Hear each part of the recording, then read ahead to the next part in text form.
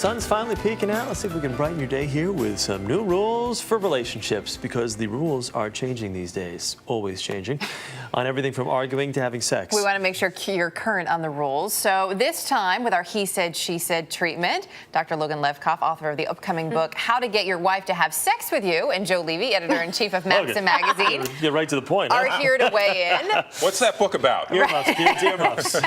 What's your magazine about? And that's why you're both here today. Absolutely. So let's take a look at some of these rules that are changing. Some are changing because the landscape has changed. Cutting off contact with your exes. Very hard to do these days. Hard to do because of things like Facebook, Twitter. It's very easy to be a voyeur. 75% of women admit to peeking at their ex's profile.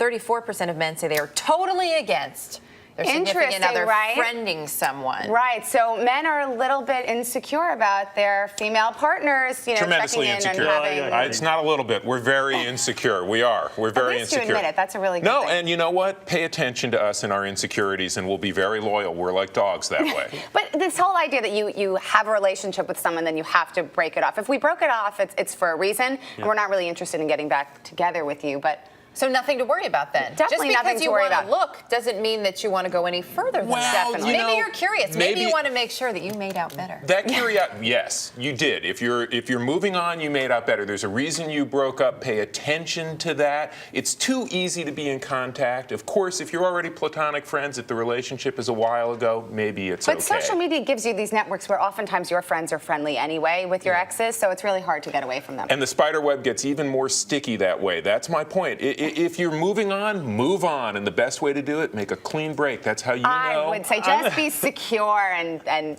you know.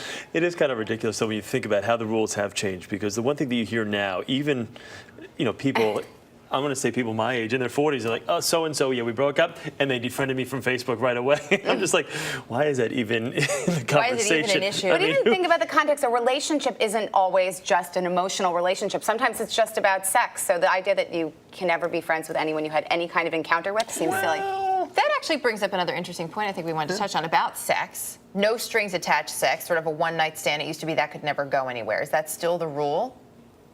Well, it's not.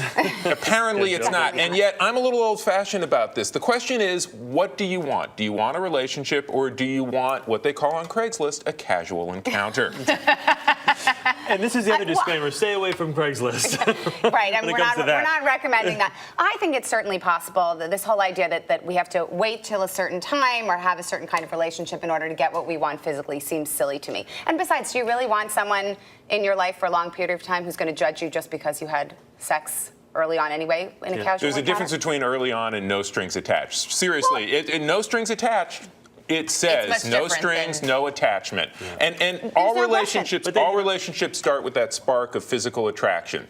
But a spark and an inferno are two different things. If you start with a spark and build it up slowly, it's going to last longer. I'm just saying. Well, but can it work, though? Can you have no strings attached? Because, we saw in the movie theaters this summer for Justin Timberlake and Mila Kunis, it didn't work. If they could blossom into a relationship. It did blossom into a relationship. And it's important. And the key, I think, is just speaking up for what you want. If you just want sex for this period of time, then that works for you. But the minute it starts to change, then you need to acknowledge it. The problem is we have such a bad language when it comes to sex and relationships. Because we don't talk about it. We don't talk about it. We're afraid to. We're afraid of being judged. Well, we're trying to change that with your help. Yes. The two of you this morning.